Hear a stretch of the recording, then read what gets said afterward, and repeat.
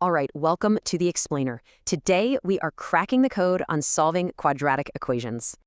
You see one of these, right? And you're thinking, where do I even begin? No worries, we're gonna open up the math toolbox and solve this thing step by step. So our main goal here is to find something called the roots of the equation.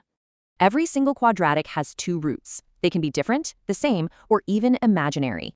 Our first tool is factorization. It's perfect for when the numbers are pretty simple to handle.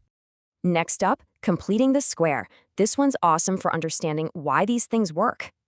And now, the big one, the quadratic formula. Think of it as your universal power tool. Okay, it looks a little intimidating, I know, but it's your most reliable tool for sure. Okay, pro tip, watch out for the sign trap. That b value here, it's -5. But hang on, what if you could actually predict the kind of answer you're going to get?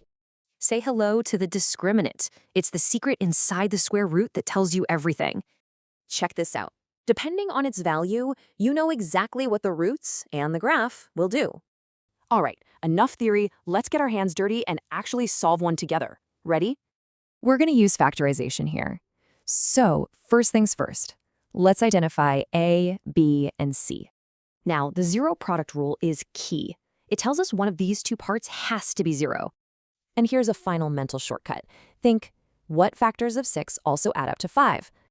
So there you have it, a full quadratic toolbox. Now what problem are you going to tackle first?